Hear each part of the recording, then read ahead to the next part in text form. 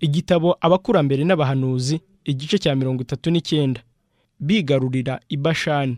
Iki gice gishingiye mu gutegeka kwa kabiri, igice cya kabiri n'igice cya gatatu umurongo wa mbere kugeza ku wa 11. Bamaze guca mu majyepfo ya Edomu, Abisirayeli berekeza mu majyaruguru bajya mu gihugu cy'isezerano. Inzira yabo noneho yacaga mu kibaya kinini cyane kiri ahegutse cyahuhwagamo umuyaga ufutse. Bari bageze aheza ugereranyije n'ikibaya cy'ubutayu bari bavuyemo. Bihutira kujya mbere banezerewe kandi bafite ibyiringiro. Bahawe itegeko ngo ntugirire Abamowabu urugomo, ntubarwanye kuko ntazaguha ku gihugu cyabo ho gakondo, kuko nahaye Abaroti ho gakondo. Ibyo byongeye kuvugirwa kuko Abamori nabo bakomokaga kuri Loti. Ingabo z'Abisirayeli zihera ko zigera mu gihugu cy'Abamori. Abo bantu bari abanyambaraga kandi b'indwanyi, bari barambutse uruzi rwa Yorodani barwanya Abamowabu maze bigarurira agace k'igihugu cyabo.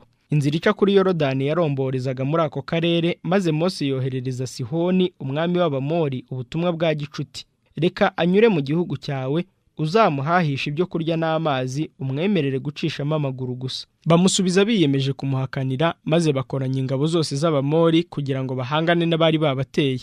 Izo ngabo zikomeye zateye Abisirayeli ubwoba. Ukurikije ubuhanga mu by'intambara abanzi babo babarushaga, ukurikije ibyagaragariraga abantu byose, Abisirayeli bajyaga kurimburwa igitaraganya.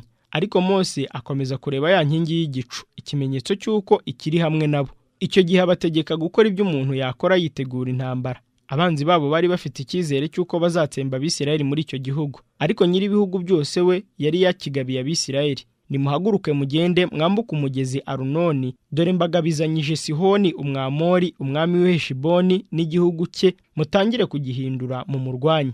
Uyu munsi ndatangira guteza ubwoba amahanga yose yo munsi y'ijuru ngo agutinye, bazumva inkuru yawe bahinde umushyitsi, ubatere kubabara cyane.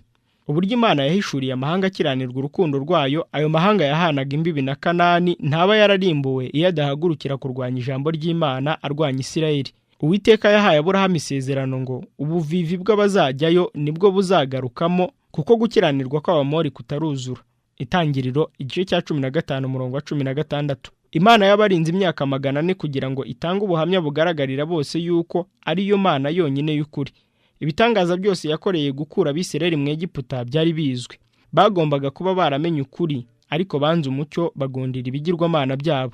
Igihe Uwiteka yagezaga ubwoko bwe ku ngabano za Kanani inshuro ya kabiri, ibindi bihamya by'imbaraga ze byagaragarijwe ayo mahanga y'abapagani. Babonye yuko Imana yari kumwe n'Abisirayeli igihe baneshaga umwami Aradi n'Abanyakanani, no mu gitangaza cyo gukiza abicwaga n'ubusagwe bw'inzoka zari zabariye. Abisirayeli mu ngendo zabo zose n'aho babambye amahema yabo hose, nta bantu cyangwa ibintu byabo bari baragiriye nabi.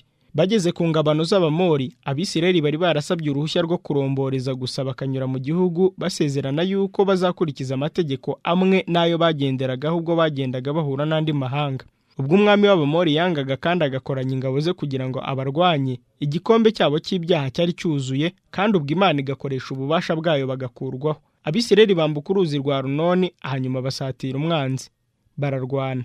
Ingabo z'Abisirayeli ziranesha, maze bahita bigarurira igihugu cy'Abamori. Umugaba w'ingabo z'Imana yanesheje abanzi b'ubwoko bwayo. Mu myaka 38 yari ishize iyo Abisirayeli bizera Imana, iba yarakoze nk'ibyo. Ingabo z'Abisirayeli zihutira gukomeza, maze bidatinze bagera mu gihugu aho baboneye kugeragezwa k'ubutwari bwabo no kwizera Imana kwabo. Imbere yabo hari ubwami bukomeye bw'i Bashani, bwari bugizwe n'imidugudu ikomeye cyane yari yubatswe n'amabuye y'igitangaza. Isi no muri iki gihe 60 yagoteshejwe inkike z'amabuye ndende zirimo ibyugarira bikomejwe n'ibihindizo, kandi hariho n'indi midugudu idafite inkike z'amabuye myinshi cyane. Amazu yari yubakishijwe amabuye yirabura manini cyane, ku buryo atatumaga izo nyubako zimenerwamo n'ababateye abo ari bo bose. Cyari igihugu cyuzuyemo ubuvumo bwinshi n'ibihome by'ibitare. Abaturage bacyo bakomokaga ku bwoko bw'ibihangange, bari banini n'abanyambaraga bitangaje, bari bazwiho amahane n'ubugome, ku buryo bateraga ubwoba amahanga bazengurutse.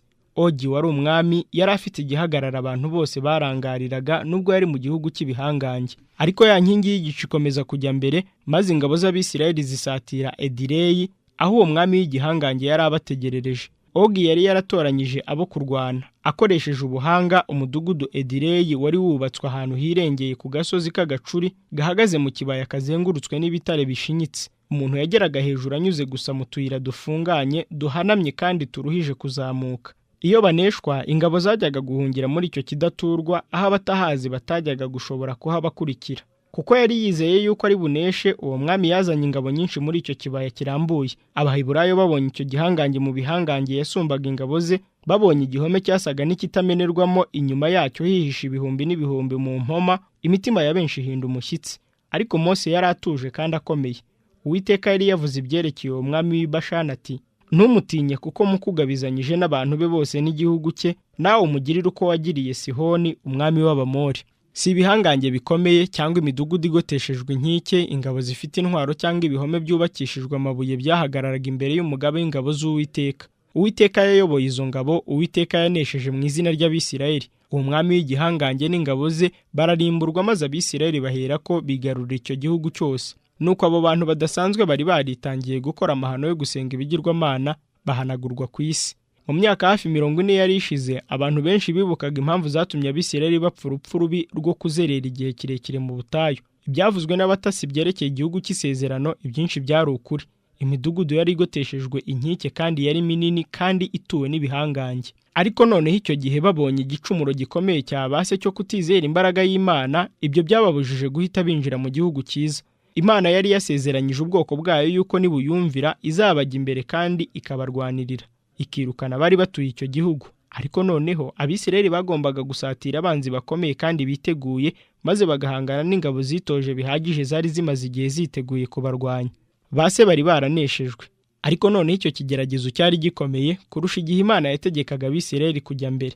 Ingorane zakomeje kwiyongera kuko banze kujya mbere kandi babitegetswe.